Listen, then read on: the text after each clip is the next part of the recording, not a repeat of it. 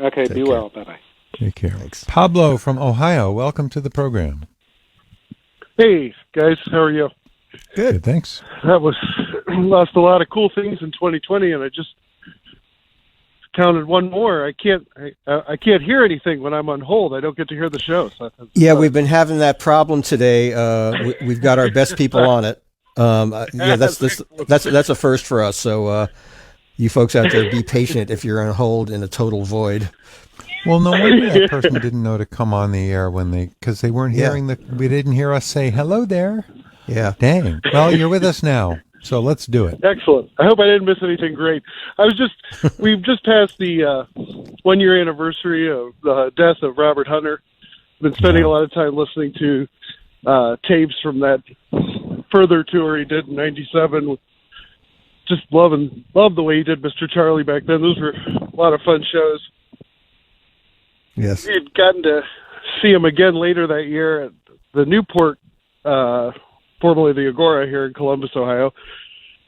And wonderful show. Afterward, my friends and I went out back to sit out back at the club and see if we could catch anybody.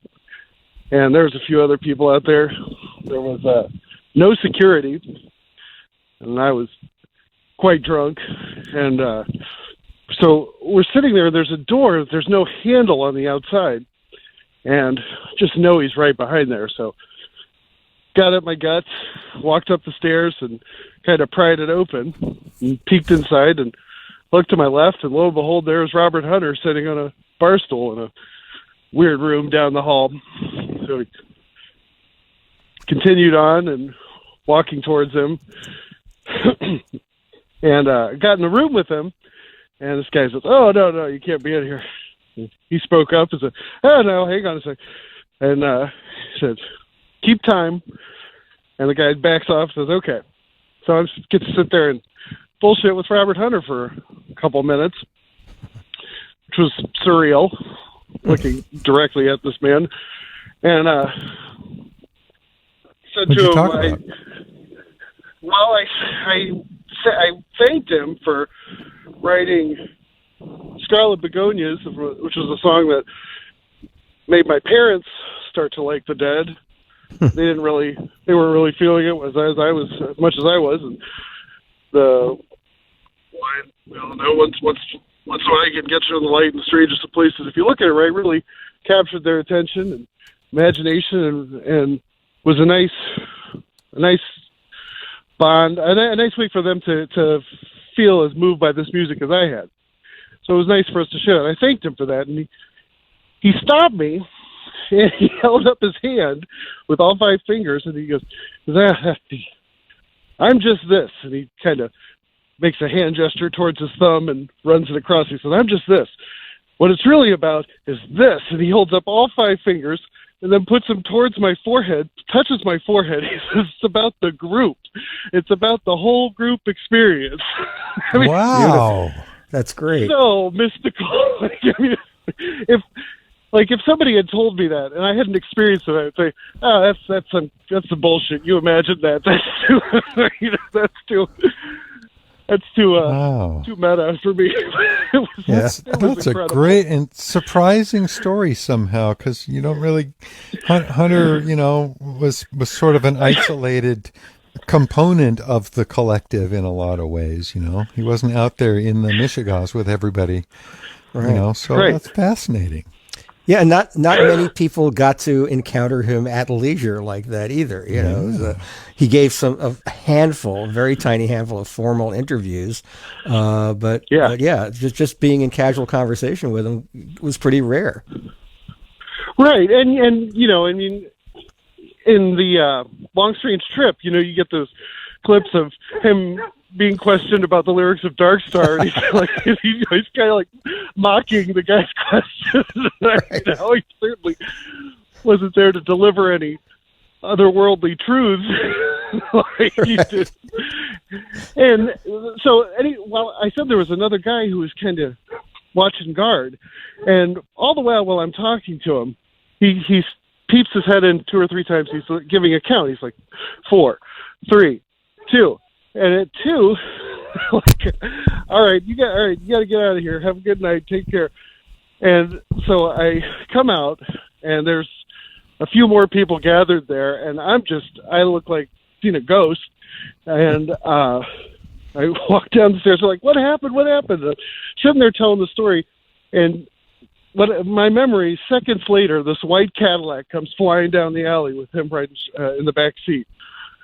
So they had some kind of account to get him out of there. It was just it was so amazing, such a wonderful experience. Your story reminds me of a number of instances when I was a music journalist in the 70s and 80s. I was writing for music magazines, and they were the kind of guy that they would fly off to Michigan to interview Joe Walsh in a hotel room and stuff like that. And I remember one particular time in Miami with Rod Stewart. I'm in the hotel room, and the guy whose job it was, the minder, He kept coming through the room, like every 8 to 10 minutes. He'd walk through the room and look for a signal from Rod to give me the hook, right? And Rod kept not giving him the hook. So I got to do my whole interview, and that happened any number of times. It's that guy's job. Like Dennis McNally was that guy for Jerry Garcia, and his job was to hover enough to get the signal in case Jerry was ready to, pull the plug. Yeah. But not to interfere. So it was a delicate job, which very different publicists handled with different levels of cool. I like that.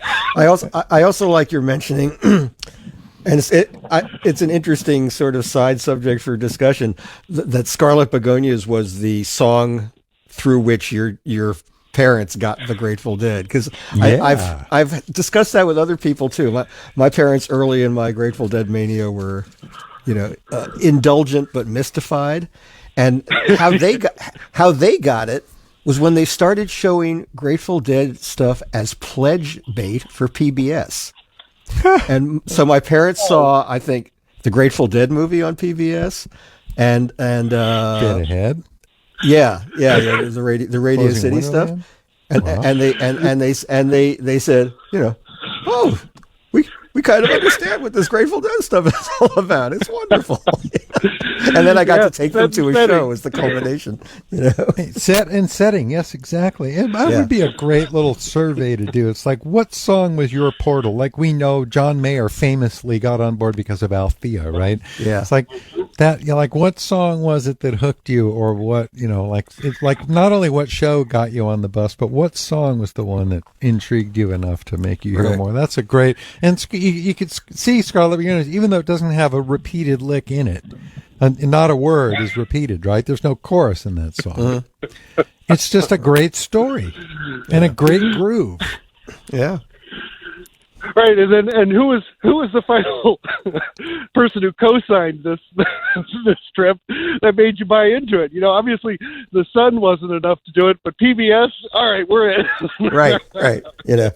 Maybe they even got a tote bag out of it. I don't know. Hey, if PBS says this is good shit, we better pay attention. It's legit. Right. All right, guys. Well, I'm glad you pulled the show together. I love listening to you. Hope you have a great rest of the day. Thank you for being part of it.